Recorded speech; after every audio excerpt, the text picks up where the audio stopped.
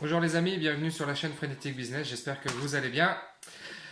Petite vidéo, un petit peu coup de gueule, enfin en tout cas, j'espère qu'elle va un peu bousculer je sais pas, un système qui est un petit peu établi là dans le monde de la création, de la reprise d'entreprise.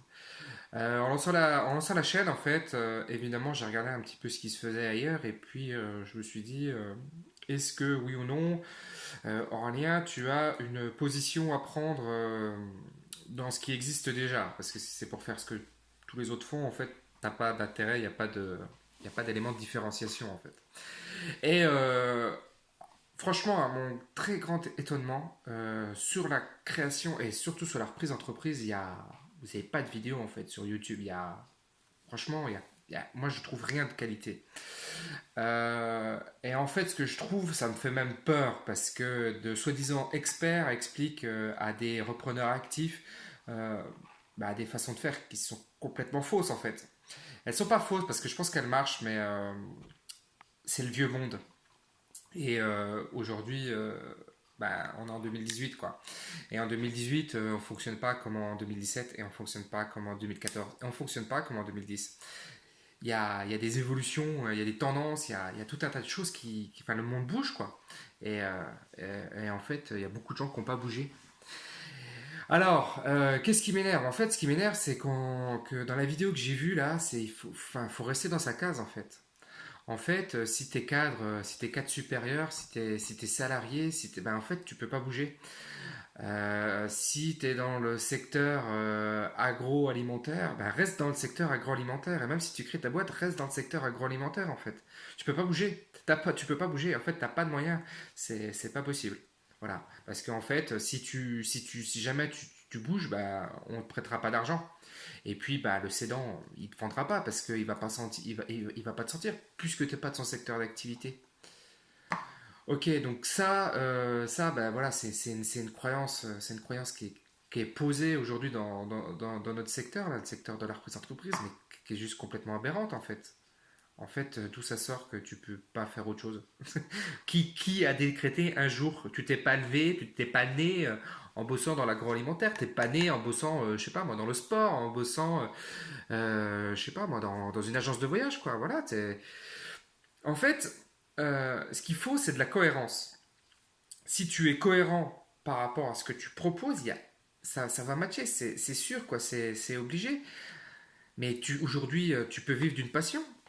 Aujourd'hui, tu peux vivre. En fait, si tu commences à t'intéresser à une activité, si tu te passionnes pour ça, parce que sans passion, en fait, il n'y a pas grand-chose. Mais si tu es passionné de ce que tu fais, ça ne peut que marcher. Alors après, il faut bien s'entourer, bien se former, euh, voilà, bosser sur soi, beaucoup de développement personnel, etc., etc. Mais sortez de ça. La vidéo que je regardais, en fait, t'explique quoi? Elle t'explique que une reprise d'entreprise, ça prend entre 1 an et demi et 2 ans. What? 1 an et demi et 2 ans? Mais pourquoi? D'où sortent ces chiffres? Bon, de toute façon, on était face à des gens qui sont spécialisés en fait dans la reprise d'entreprise. Ils sont spécialisés dans cette reprise d'entreprise et eux savent en fait, savent ce que toi tu ne sais pas. Et on t'explique, bah oui, forcément, puisque tu dois rester dans ta case. Donc c'est sûr que tous les matins, il n'y a pas une entreprise dans l'agroalimentaire à vendre.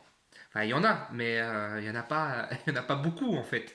En fait, tu te mets des œillères comme ça et puis tu vas te restreindre. Mais imaginons que tu fasses de l'équitation par exemple. Tu es fan d'équitation, tu maîtrises le truc, tu vois. Tu sais, j'aurais peut-être pas dû prendre l'équitation parce que pour le coup, j'y connais rien, mais on va prendre le domaine de la voile que je connais mieux. Si tu prends le domaine de la voile, bon ben voilà, tu maîtrises le truc, tu sais naviguer, tu sais remonter au vent, enfin voilà, ok. Et puis après, tu as une maîtrise technique du bateau, quoi, tu vois, tu connais les bateaux, tu sais la différence entre un catamaran et un monocoque, voilà, tu connais un petit peu tous ces éléments techniques.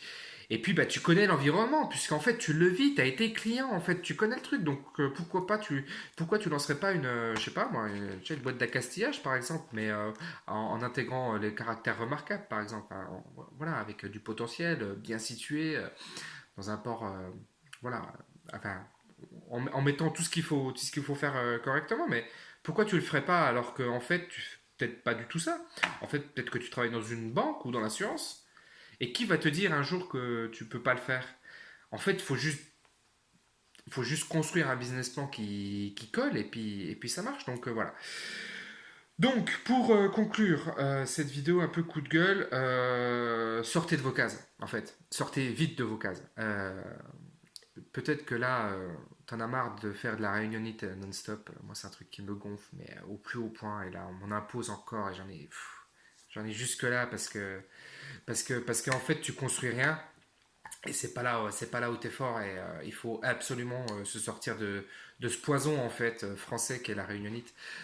Voilà, peut-être que t'en as marre, je sais pas moi, de te lever le matin pour.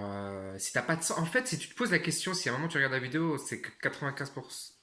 Il y a 95% pardon, de chances que tu sois dans le cas où faut que tu fasses autre chose. Et en fait, il faut faire autre chose. Voilà, moi je crois que l'enrichissement, il vient aussi de là. Allez, à plus tard.